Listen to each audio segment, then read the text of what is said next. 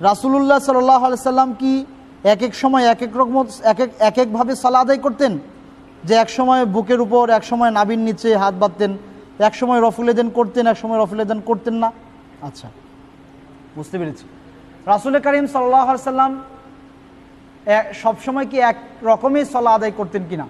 ইসলামের বিধানগুলোর ক্ষেত্রে কিছু জটিল বিধান আছে যেগুলো প্রাথমিকভাবে একরকম ছিল, শেষের দিকে গিয়ে চেঞ্জ হয়ে গিয়েছে।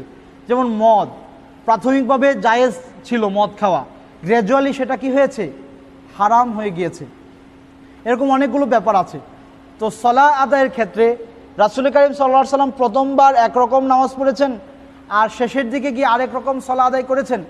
এই ব্যাপারে একটি কথার উল্লেখ আমরা হাদিসে পাই, সেটি হলো আপনার রাসূল করিম সাল্লাল্লাহু আলাইহি সাল্লাম যখন তার আপনার শরীর একটু ভারী হয়ে গেল, অর্থাৎ বয়স যখন হতে লাগলো, তখন তিনি বসে বসে নফল সালাত আদায় করতেন, আর বাকি অন্যান্য সময় দাঁড়িয়েই সালাত আদায় করতেন। যখন শরীর একটু মোটা হয়ে গিয়েছে, মোটা বলতে একটু বয়স যখন হয়ে গিয়েছে, তখন তিনি মাঝে মাঝে নফল সালাতগুলো কি করতেন? বসে আদায় করতেন। নফল সালাত বসে আদায় করা যায়। পদ্ধতিগত পার্থক্য এই একটি হাদিস আমরা পাই, আরও হাদিস থাকতে পারে। কেউ কেউ বলেছেন যে আপনার সলাতে জিলসাতুল ইস্তিরাহ যেটাকে বলা হয়, অর্থাৎ আপনার এটাকে এক রাকাত পড়ে বসে তারপর ওঠা, এক রাকাত শেষ করে বসে তারপর ওঠা, 3 রাকাত শেষ করে বসে তারপর ওঠা। কেউ কেউ বলেছেন আল্লাহ রাসূল শেষ যুগে সেটি করেছেন। আমি জানি না এই মতটা সহি কিনা, আল্লাহই ভালো জানেন। আর বাকি সলাতের অন্যান্য পদ্ধতি রাসূল প্রথম দিকে একরকম করেছেন আর শেষের দিকে চেঞ্জ করেছেন, এরকম স্পষ্ট কোনো হাদিস আমি খুঁজে পাই না। তবে এই যে সলাতের পদ্ধতিগত পার্থক্য, বুকের উপর হাত বাঁধা, নাভির নিচে হাত বাঁধা, রফল এদেন করা না করা, এই ব্যাপারগুলোতে সাহাবায়ে কেরাম এক এক রকম বর্ণনা করেছেন। সাহাবায়ে কেরামের বর্ণনার ক্ষেত্রে এক একজন এক এক রকম বর্ণনা করেছেন। যেমন নাভির নিচে হাত বাঁধার ব্যাপারে বর্ণনা আছে, আল্লাহ রাসূল নাভির নিচে হাত বেঁধেছেন। আবার বুকের উপর হাত বাঁধারও বর্ণনা আছে, আল্লাহ রাসূল বুকের উপর হাত বেঁধেছেন। আল্লাহ রাসূল রফুল এদেন করেছেন, এ ব্যাপারে অসংখ্য হাদিস আছে। আবার আব্দুল্লাহ ইবনে মাসউদ থেকে একটি হাদিস আছে, তিনি লোকদেরকে বলেছেন, আমি কি তোমাদেরকে রাসূলের সালাত শিক্ষা দেব না? এই কথা বলে তিনি সালাত আদায় করলেন, প্রথমবার রফুল এদেন করলেন, এরপরে আর মাঝখানে তিনি সালাতের ভেতরে রফুল এদেন করলেন না। এই একটি হাদিস আছে, একটি হাদিসে এই কথার উল্লেখ আছে। এখন এই ব্যাপারগুলোকে যদি আপনি একদম মাথাকে ঠান্ডা করে চিন্তা করেন, কোনো পক্ষে না গিয়ে, তাহলে আপনি দেখেন শুধুমাত্র আব্দুল্লাহ ইবনে মাসউদ এই মতটি পোষণ করেছেন। আবু হুরায়রা, আব্দুল্লাহ ইবনে ওমর সহ অসংখ্য সাহাবী, খোলাফায়ে রাশিদিনের সবাই রফউল ইয়াদাইন করে সালাত আদায় করতেন, অসংখ্য হাদিসে আছে। এখন এই সহিহ হাদিসে আছে রাসূল করিম সাল্লাল্লাহু আলাইহি ওয়াসাল্লাম রফউল ইয়াদাইন করতেন। একটি হাদিসে পাওয়া যায় উনি আমল শেখাতে গিয়ে করেননি। এখন আপনি চিন্তা করে দেখেন যে কোন জিনিসটা শক্তিশালী বেশি, কোন পক্ষটা শক্তিশালী বেশি, এরপর সিদ্ধান্ত আপনি নেবেন।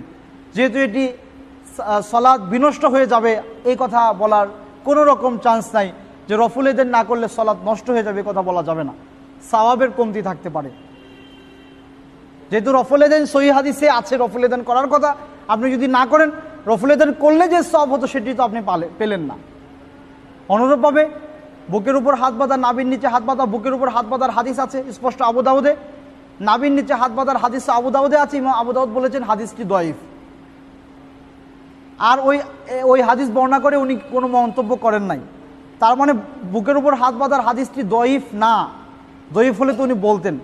এখন সিদ্ধান্ত নেওয়ার দায়িত্ব আপনার, কোনটি আপনি পালন করবেন। যদি শক্তিশালীটি পালন করতে চান করতে পারেন, আর যদি দুর্বলটা পালন করেন আপনি করবেন, সেটা আপনার ব্যক্তিগত ব্যাপার, আপনাকে আমি জোর করতে পারবো না, আপনাকে আমার জোর করার দরকার নাই।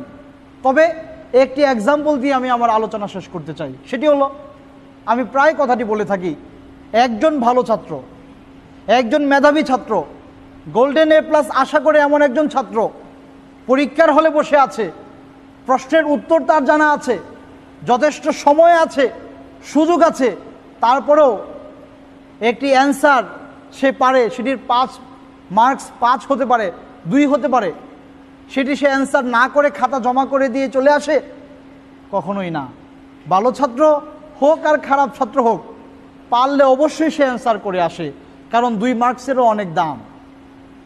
তাহলে একজন মুসল্লি, আপনি সলাতে দাঁড়ালেন, আপনি জান্নাতুল ফেরদাউসের আশা করছেন, আপনার কাছে সুযোগ আছে, সময় আছে, সহিহ হাদিস আছে, তারপরেও আপনি ব্যাপারটি যদি আমল না করেন, তাহলে আপনি ওই ছাত্রের মতো যে উত্তর জানা আছে তারপরেও না লিখে চলে আসলো, তাকে আপনি বোকা বলছেন।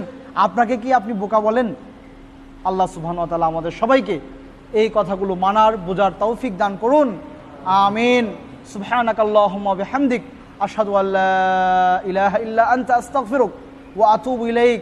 আসসালামু আলাইকুম ওয়া রাহমাতুল্লাহি ওয়া বারাকাতুহু। যে সলাতে হাত বাঁধবে কোথায়, বা বুকের উপর নাকি নাভির নিচে? যাই হোক, হাত বাঁধার পক্ষে আল্লাহ রাসূলের অসংখ্য হাদিস আছে। এর মধ্যে একটা হাদিস হচ্ছে উমিরুন নাসু আইয়াদা আর রজুল আল ইয়াদাল ইউমনা আলা যিরাইহি লিসরাফিস সালাহ। মানুষকে আদেশ করা হতো সলাতে যেন তারা ডান হাত বাম হাতের জেরা এর উপরে রাখে।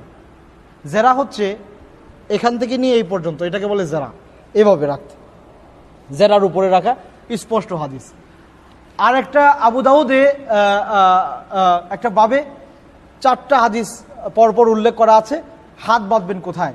এখানে 3টা হাদিস উল্লেখ করা আছে যে নাভির নিচে, তাহতা সুরা, নাভির নিচে হাত বাঁধার ব্যাপারে 3টা হাদিস উল্লেখ করে আবু দাউদ বলেছেন এই হাদিসগুলো দুর্বল, এই হাদিসগুলো দুর্বল, এই হাদিসগুলোর সনদে দুর্বলতা আছে।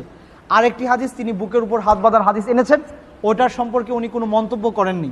অর্থাৎ এই হাদিস যদি দুর্বল হতো তাহলে উনি মন্তব্য করতেন যে হাদিসটা দুর্বল, মন্তব্য করেন নাই, মানে আগের 3টার চেয়ে হাদিসটা শক্তিশালী। এই জন্য বুকের উপর হাত বাঁধার হাদিসের পক্ষে বেশি হাদিস পাওয়া যায়, শক্তিশালী হাদিস পাওয়া যায়। এই জন্য আপনারা বুকের উপর হাত বাঁধবেন, এটাই হচ্ছে বেশি সুন্নাহসম্মত। আর কেউ যদি নাভির নিচে হাত বাঁধতে পারেন, এটা দুর্বল হাদিস, আপনি আমল করতে পারেন, এটা আপনার ব্যক্তিগত বিষয়। তাহলে এই আমলটা করলে আপনি একটা দুর্বল হাদিসের উপর আমল করলেন। আপনার সামনে স্পষ্ট সহিহ হাদিস থাকার পরে আপনি কেন দুর্বলটার উপর আমল করবেন? এটা হলো আমাদের বক্তব্য।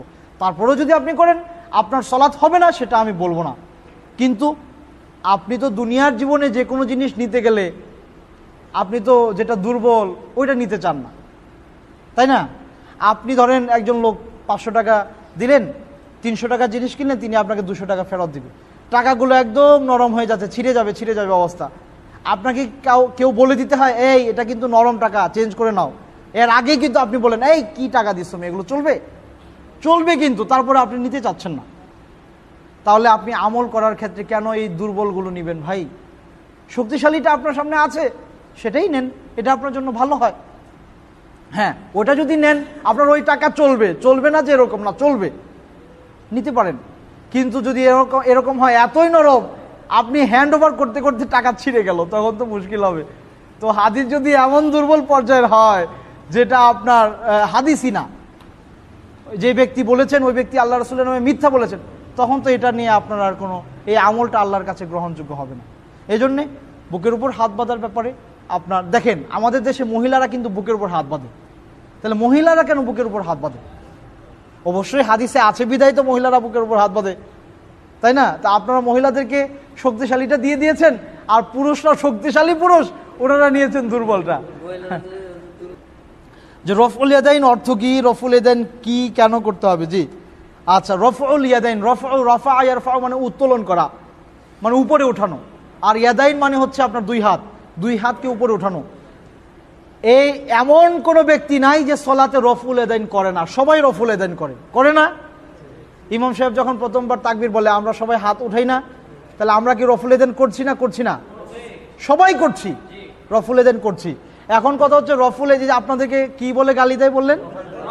রফে দেয়নি বলে গালি দেয়। সবাই কিন্তু রফউল ইয়াদাইন করে। যিনি আপনাকে গালি দিচ্ছে উনিও কিন্তু নামাজে হাত না উঠে উনি এইভাবে ছেড়ে রাখে, উনিও কিন্তু হাত উঠেই বাঁধেন। তাহলে উনিও তো, আপনি বলবেন তো আপনিও তো রফউল ইয়াদাইন করেন, আপনি একবার করেন, আমি কয়েকবার করি, তাই না? উনিও তো করছে, উনি একবার করছে, ওয়ান টাইম, বাট আপনি কয়েক মানে কয়েকবার করছেন। তো কয়েকবার করার ব্যাপারে অনেকগুলো স্পষ্ট আব্দুল্লাহ ইবনে ওমর থেকে বর্ণিত অনেকগুলো হাদিস আছে যে আল্লাহ রাসূল কয়েকবার করতেন। একবার করার পরে রুকুতে যাওয়ার আগে করতেন, রুকু থেকে উঠে করতেন, 2 রাকাত শেষ করে উঠে দাঁড়ালে তারপর করতেন। এগুলো স্পষ্ট সহিহ বুখারীতে হাদিসে আছে। জি জি, অনেকগুলো হাদিসে আছে, আপনারা আমল করতে পারেন। আর আব্দুল্লাহ ইবনে মাসউদ থেকে বর্ণিত একটা হাদিস এসছে, উনি বলেছেন, আমি কি তোমাদেরকে আল্লাহ রাসূলের সালাত শিখাবো না? এই কথা বলে উনি সালাত পড়লেন, প্রথমবার হাত উঠানো ছাড়া মাঝখানে আর হাত উঠান নাই। এই একটা হাদিস দিয়ে আমাদের দেশে দলিল দেওয়া হয় যে রফুল এদাইন আর করা যাবে না। অথচ এটা একজন সাহাবী একটা আমল উনি দেখিয়েছেন।